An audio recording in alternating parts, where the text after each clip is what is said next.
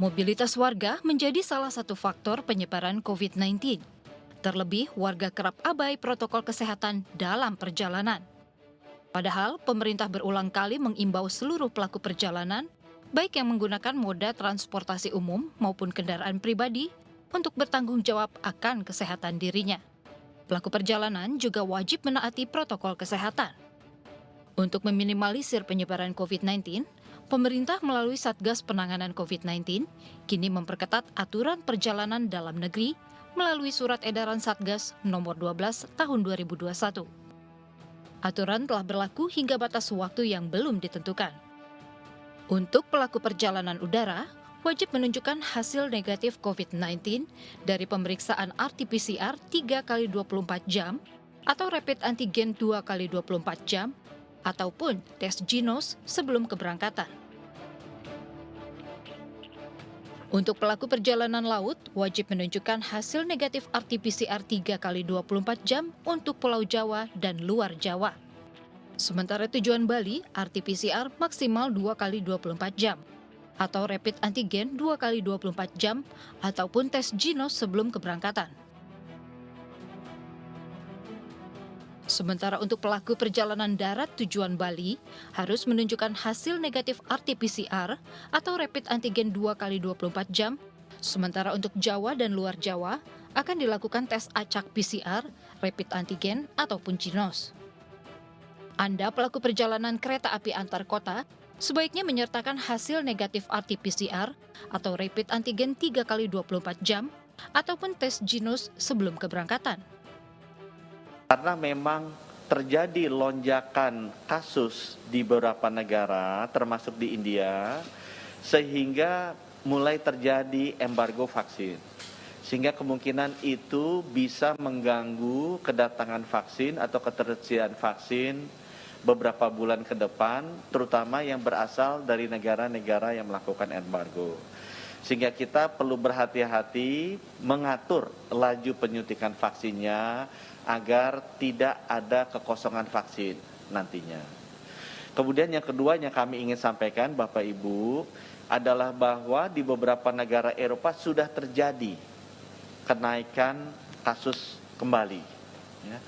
Kita amati memang terjadinya karena adanya strain baru yang juga sudah datang di Indonesia di Januari dan juga adanya mobilitas yang terlalu agresif. Selain aturan perjalanan yang disebutkan dalam surat edaran tersebut, pihak terkait yang ada di daerah diperkenankan untuk membuat aturan tambahan. Kini kita akan kupas selengkapnya di Indonesia Bicara.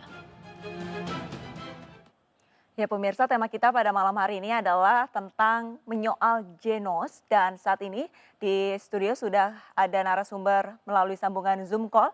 Ada Dr. Dian Putra, peneliti genos UGM dan Heri Trianto, Satgas COVID-19. Kita terlebih dahulu ke Dr. Dian Putra. Selamat malam, dokter. Ya, selamat malam Mbak Arlisa. Iya, Dokter Dian, Ya. ini sebenarnya untuk genos sendiri ini sudah berapa lama diteliti dan hingga akhirnya dapat digunakan hingga saat ini? Kalau elektronik nose-nya sudah sejak tahun lalu, 2 tahun lalu tepat. Tapi kalau genosnya untuk COVID-19 ya sudah mulai kita teliti sejak bulan Maret 2020 gitu. Tanggal 7 Maret saya diangkat Satgas, tanggal bulan April itu kita sudah mulai meneliti. Dan kemudian penelitiannya sudah sampai 2 tahap. Nah, baru kemarin dapat izin edar, sekarang masuk tahap ketiga yaitu validasi post-market pada saat sudah dipakai di masyarakat luas. Oke, Begitu. berarti sebelum digunakan secara umum harus ada tahap seleksinya terlebih dahulu ya untuk. Ya, betul. Oke, lalu untuk akurasinya sendiri ini berapa persen, Dok? Kalau dari hasil penelitian uji diagnostik kemarin, yaitu sebelum kami dapat izin edar itu kami mendapatkan akurasinya di level 93%. Nah, saat ini kita sedang memvalidasi eksternal, validasi ulang akurasi tersebut pada saat kita terapkan di masyarakat luas. Problemnya kan satu, SOP di pelayanan masyarakat luas belum tentu sangat ideal diterapkan seperti pada saat penelitian.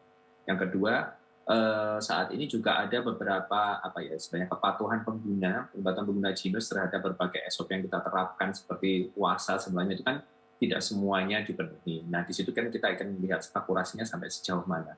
Kalau kemudian yang ketiga kan masalah pasien-pasien yang tidak bergejala ya, OTG itu ya. Iya. OTG itu tentunya akan lebih sulit mendeteksinya. Kemarin kalau dari hasil uji diagnostik kita sebelum dapat izin edar itu kalau pasien bergejala itu akurasi kita 93%, tapi kalau pada pasien yang tidak bergejala itu sekitar 90-an persen, 89-90%. Nah, saat ini kalau misalnya Mbak Arlista ingin tahu ada beberapa laporan data, kita masih belum bisa langsung compare dengan PCR ya, karena hasilnya masih dalam proses, tapi positivity rate kita tuh sekitar 3-5% pada kasus-kasus yang ada di KAI maupun di bandara itu agak lebih tinggi juga dibandingkan dengan yang maaf kalau dari rapid antigen itu positivity rate-nya kemarin dilaporkan di BNPB hanya 0,9-1%.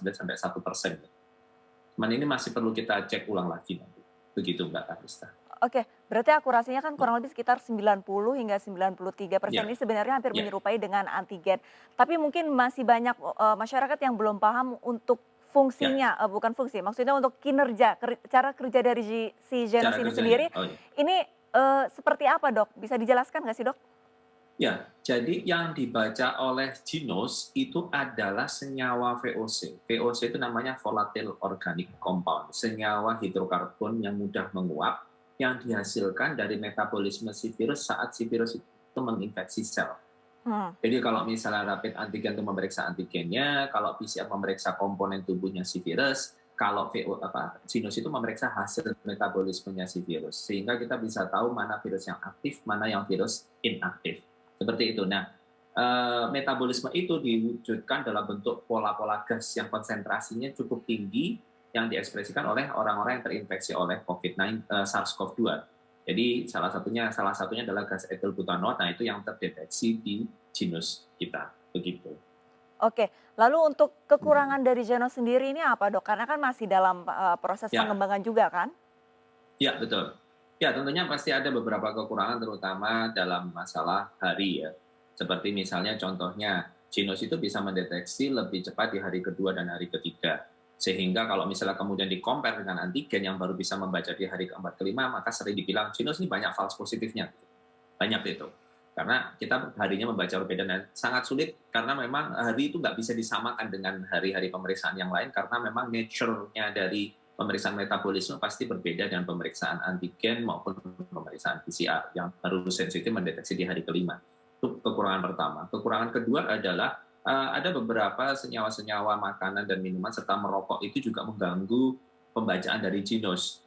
Jadi seperti misalnya beberapa makanan yang pernah tersebar di koran ya, seperti bawang putih, bawang bombay, petai, jengkol itu kan dari hasil penelitian kami itu kami tengarai memang dapat mengganggu pembacaan Genos, terutama merokok juga. Karena memang ada senyawa yang mirip seperti senyawa yang dihasilkan oleh COVID-19 oleh bahan makanan itu dan merokok. Maka itu sebelum pemeriksaan kita sarankan untuk puasa dulu dari makan, minum, ataupun dari merokok. Paling tidak setengah sampai 1 jam. Begitu. Dan kalau misalnya ada hasil positif dari makanan itu sebenarnya hasilnya positif lemah Mbak Arlista. Jadi beda. Kalau misalnya dari COVID-19 kan hasilnya positif langsung keluar, positif probabilitas kuat. Kalau dari makanan minuman positifnya lemah. Dan itu bisa dimitigasi dengan pemeriksaan ulang 30 menit kemudian yang kalau dari hasil makanan, maka hasilnya jadi negatif. Tapi kalau dia karena COVID, mau puasa atau mau kumur apapun, akan tetap positif. Begitu. Baik, dari Dokter Dian, kita beralih dulu ke Pak Heri Trianto ya, dari Satgas COVID-19. Selamat malam Pak Heri. Pak Heri, untuk Genos C19 ini sendiri, ini sebenarnya bagaimana penerapannya sebagai salah satu syarat untuk mudik seperti itu. Dalam persyaratan perjalanan kan harus pakai Genos ya, Pak Heri. Ini sebenarnya seperti apa penerapannya? Iya, sekarang sudah ada SE, surat edaran dari Kasatgas, yang mengatur soal pelaku perjalanan dalam negeri. Tadi saya rasa tidak semata-mata untuk mudik ya. Jadi kita untuk screening awal bagi para pelaku perjalanan tentang apa saja persyaratan yang harus dipakai seperti itu. Nah sebelumnya Genos ini kan berlaku untuk pelaku perjalanan menggunakan kereta. Sekarang sudah diperluas dengan moda-moda transportasi lainnya. Seperti itu Mbak. Kalau untuk penerapan transportasi lainnya seperti pesawat terbang juga sudah mulai diberlakukan. Lantas untuk sosialisasinya karena masih banyak juga masyarakat yang sebelum mereka berpergian ini mereka lebih percaya tes antigen ataupun PCR. Nah ini seperti apa Pak Heri? Ya, itu kan soal pilihan ya. Jadi memang ada beberapa opsi buat pelaku perjalanan untuk melakukan screening awal sebagai persyaratan mereka bisa menggunakan moda transportasi yang dipilih. Jadi sosialisasi saya rasa itu juga faktor kompetisi pasar juga, mana yang paling dipercaya kayak gitu. Dan kemudian dari sisi biaya, saya rasa Jinos juga lebih murah ya dibandingkan dengan PCR ataupun antigen.